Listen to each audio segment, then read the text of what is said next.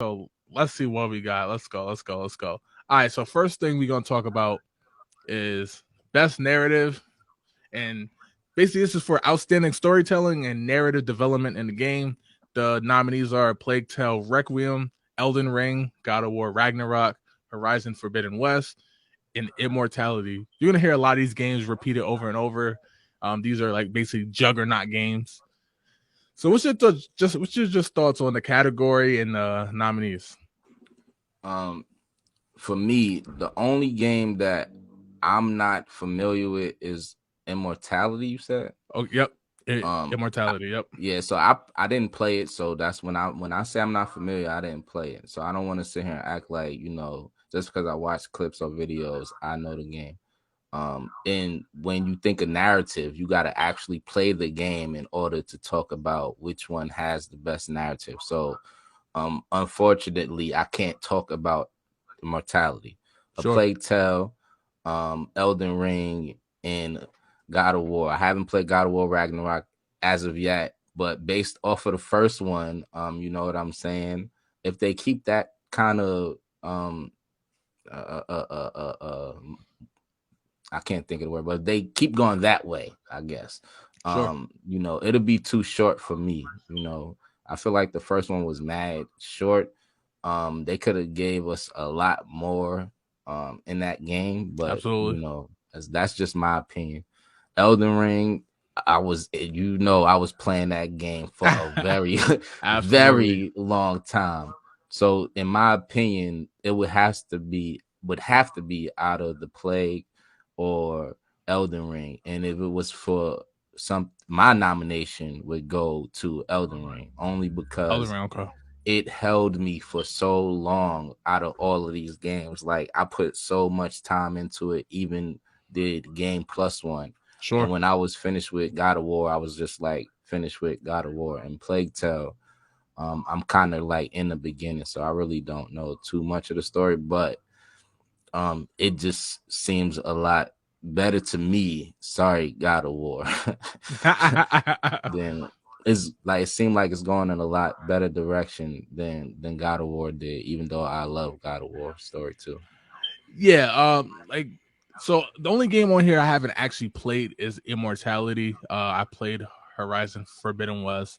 I did actually get to play a little bit of Ragnarok at a friend's house who has a PS5. I'm still on the hunt for one. The day you called me about the one near us, I got there and it was gone. So I was like, all right, you know what I mean? I ain't tripping on it. It's been this long. I'll catch one. I actually might have my eye on one from a GameStop near me. Even though I don't really like to shop at GameStop, but Me either, but hey, shout out GameStop. That's where I got mine from. So I did make my way around to Elden Ring though. I did finally start playing Elden Ring. Of course it's a great game. Ain't nobody gonna say it. You know what I mean? Like, Yeah. of course it's a great game. But a Plague Tale Requiem, man, and shout out to Game Pass. It's one of those games, like that's one of the situations where Xbox Game Pass like allowed me to play a game that I don't know if I would have just paid the $70 for outright. Now that I've played it, and yeah, it's definitely worth the $70. But Game Pass allowed me to play that.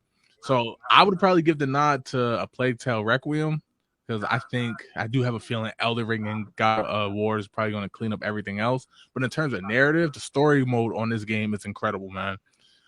Some people, just the theme of it, they may not like. You know what I mean? It's very like kind of, like classical, old school. I'm trying to find the words to describe it, but no, that's perfect.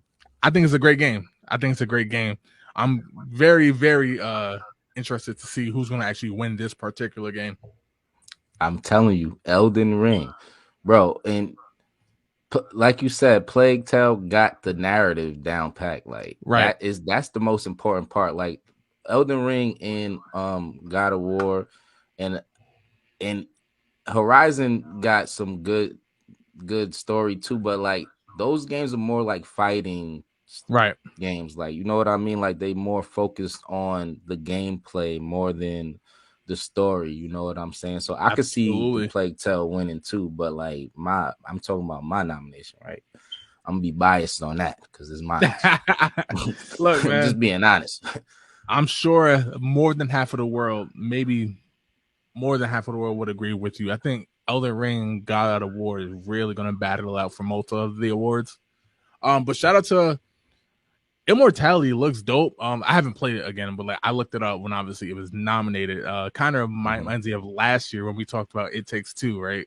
And we was like, wait, what? That swept the awards? like, Yeah, so we was late on that though. We early no, on we this one. definitely were late on. Yeah, so I mean, let's get to the next one, but like I said, we kind of split there. You think Elden Ring? I think Plague Tale, and I watch God of War win that one too. I think God of War should have had to wait until next year. We gonna be honest. The game Because just of came November out. 8th, because of the release date. Yeah, it just came out, bro. Like I don't really think that's fair for it to even be in any of these categories. If we being honest, I should have started off with that. What do you think But the cutoff should be? that's a Like good question. date wise, yeah. Because the awards is December 8th. It would have to be somewhere. I would say August. I So would no, say okay. August. So the only reason why I disagree slightly with that is because the holiday season wouldn't count for this year. Like COD, Ragnarok, hell, NBA 2K, Mario Rabbit Sparks of Hopes, a lot of these games that kids are gonna get for Christmas and end up being the highest selling games of the year won't Those be games ain't up nominated. for no award stuff. Well, those games God of ain't War up for is. nothing. God of War is. Exactly, you know what I mean? but literally the game been out for a week or two. I agree with the comment made by Jess with the 90 days. I think that's pretty fair. I Okay. think that's pretty fair. But that would put God of War in there though. That's still the game would still make it. I don't know. I think not. No, it wouldn't. It wouldn't because 90 days is basically what you were saying. 90 days from November is the end of August. So with that, God of Right. War, So which so came yeah, out on the 8th, August. yeah, So August. that's a I little think tough. that's fair. That's a little tough. I don't know if that's fair. How is that not? Maybe not 90, maybe 30. But even 30, that game still would not be making it. I think only because of when the awards are specifically. Like for example, God of War's too close.